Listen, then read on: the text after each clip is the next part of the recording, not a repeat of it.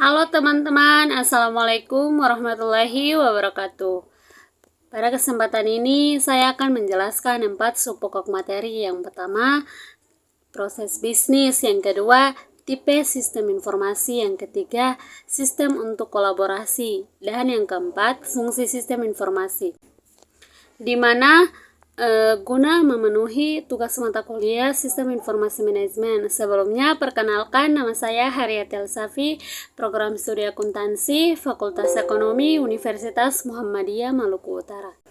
Pertama-tama, marilah kita panjatkan puji serta syukur atas kehadirat Allah Subhanahu wa Ta'ala, Tuhan yang Maha Esa, sehingga pada kesempatan ini kita masih diberikan berbagai macam nikmat, terutama nikmat kesehatan, nikmat kesempatan. Salawat serta salam tak lupa pula kita haturkan kepada junjungan kita Nabi besar Al-Mustafa Muhammad Rasulullah Sallallahu Alaihi Wasallam, sehingga sampai pada saat ini, detik ini, kita masih merasakan nikmat dan manisnya iman. Masuk pada subpokok materi yang pertama, yaitu proses bisnis. Definisi proses. Proses adalah sekumpulan tindakan mulai dari masukan atau input, kemudian menambahkan nilai untuk mendapatkan keluaran atau output yang diinginkan. Selanjutnya, definisi bisnis. Bisnis adalah untuk menciptakan hasil yang memiliki nilai atau value untuk seseorang konsumen yang membutuhkan hasil tersebut. Proses bisnis merupakan serangkaian aktivitas yang dilakukan perusahaan untuk mencapai tujuan, umumnya berhubungan dengan produk atau jasa yang dihasilkan. Proses bisnis juga memiliki jenis-jenis, diantaranya berdasarkan pada praktiknya, ada 3 jenis proses dalam sebuah usaha. Yang pertama, proses utama atau primer. Yang kedua, proses dukungan atau sekunder. Yang ketiga, proses manajemen. Proses utama atau primer adalah proses ini menjadi inti dari operasional perusahaan yang berkaitan dengan aliran nilai utama dalam usaha.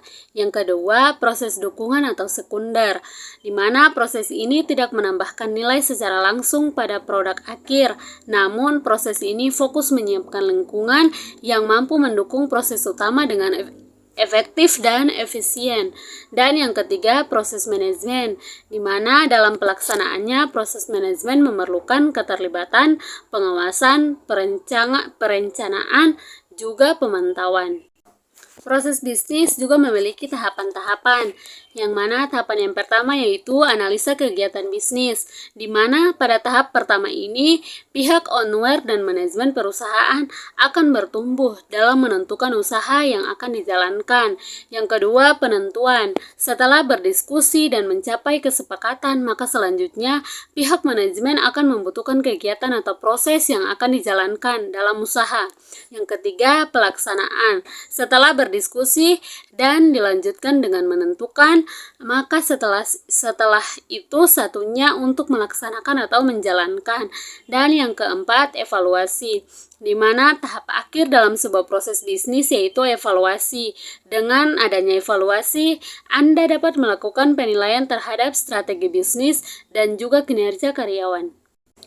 Proses bisnis juga memiliki fungsi, di mana diantaranya adalah 1. Membantu manajer memperoleh solusi untuk mengatasi permasalahan yang ada dalam perusahaan selama proses dijalankan. Yang kedua, menjadi alat indikator bagi pelanggan untuk memprediksikan kapan proses tersebut akan dimulai, berakhir, ataupun dijalankan secara berkelanjutan. Dan yang ketiga, membantu memberikan informasi kepada seluruh tenaga kerja yang terlibat untuk mengetahui tugas dan perannya masing-masing agar proses dan usaha tersebut dapat berjalan dengan lancar dan mencapai tujuan. Kemudian, proses bisnis juga memiliki manfaat. Manfaat diantaranya yaitu yang pertama, dapat dijadikan acuan dalam memproyeksikan bisnis secara keseluruhan dan juga realitme.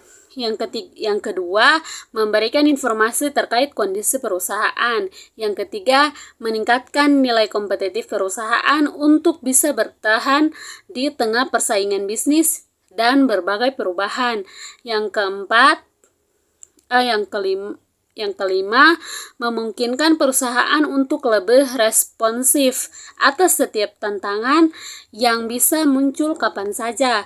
Dan yang keenam, membantu perusahaan untuk lebih cepat mengidentifikasi peluang bisnis terbaru dan juga pergerakan kompetitor. Masuk pada subpokok bahasan yang kedua, yaitu tipe-tipe sistem informasi, di mana yang pertama, definisi sistem informasi. Sistem informasi adalah susunan orang, data, proses, dan teknologi informasi yang berinteraksi untuk mengumpulkan, memproses, menyiapkan, dan menyediakan keluaran atau output informasi yang dibutuhkan untuk mendukung informasi. Tipe-tipe dalam sistem informasi terbagi menjadi beberapa tipe, antara lain yang pertama, transaction processing system atau TPS. Yang kedua, decision support system atau DSS. Yang ketiga, office automation system atau OAS. Yang keempat, knowledge work system atau KWS. Yang kelima, expert system atau ES. Yang keenam, management information system. Yang pertama, transaction processing system adalah di mana sistem informasi yang berkomputerisasi yang dikembangkan untuk memproses data-data dalam jumlah besar untuk transaksi bisnis rutin seperti daftar gaji dan inventarisasi. Yang kedua, Decision Support System atau DSS merupakan salah satu produk perangkat lunak yang dikembangkan secara khusus untuk membantu manajemen dalam proses pengambilan keputusan. Yang ketiga, Office Automation System atau OAS ialah penggunaan alat elektronik untuk memudahkan komunikasi formal dan informal, terutama berkaitan dengan komunikasi informasi dengan orang-orang di dalam dan di luar perusahaan untuk meningkatkan produktivitas kerja.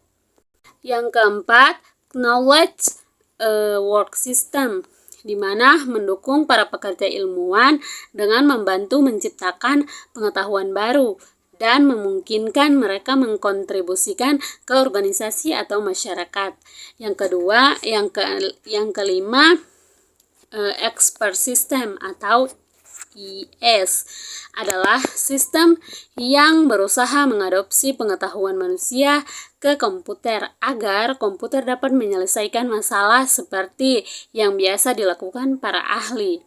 Yang terakhir, management information, di mana tidak menggantikan TPS, melainkan mendukung spektrum tugas-tugas organisasional yang lebih luas dari TPS, termasuk analisis kebutuhan dan pembuat keputusan.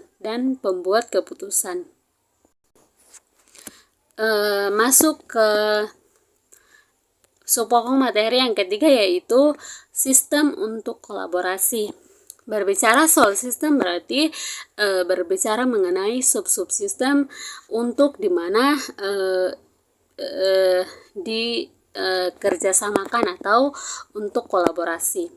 Yang pertama, kolaborasi atau dengan kata lain collaboration adalah bekerja sama untuk mencapai tujuan bersama yang jelas. Kolaborasi berfokus pada tugas atau prestasi misi dan biasanya membutuhkan waktu menempatkan dalam bisnis atau organisasi lainnya. Selanjutnya, bisnis jejaring sosial atau social business digunakan untuk meningkatkan collaboration.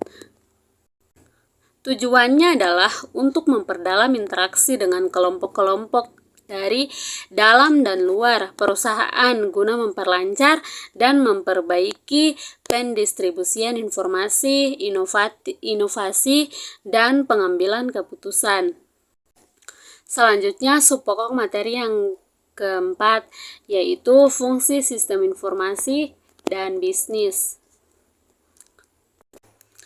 Masuk kepada subpokok materi yang keempat, yaitu fungsi sistem informasi dan bisnis. Fungsi sistem informasi dan bisnis dibagi menjadi 3 fungsi. Yang pertama, sistem informasi departemen. Sistem informasi departemen terdiri dari spesialis seperti programmer, analisis sistem, pemimpin proyek, dan manajer sistem informasi. Programmer sangat terlatih spesialis teknis yang menulis perangkat lunak instruksi untuk komputer. Yang kedua, pengorganisasian fungsi sistem informasi, fungsi TI yang diselenggarakan dalam perusahaan. Sebuah perusahaan sangat kecil tidak akan memiliki resmi kelompok sistem informasi. Dan yang ketiga, yaitu proyek.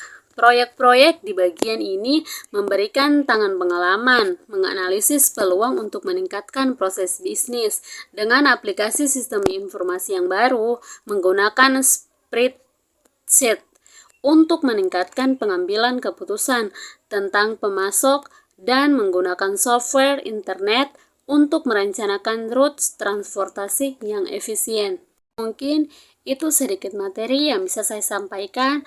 Mohon maaf apabila materi yang disampaikan terdapat kekurangan dan juga materi yang dipaparkan terdapat kekurangan, karena saya juga masih belajar terkait dengan proses bisnis, tipe-tipe sistem informasi, dan materi-materi yang tadi saya sampaikan.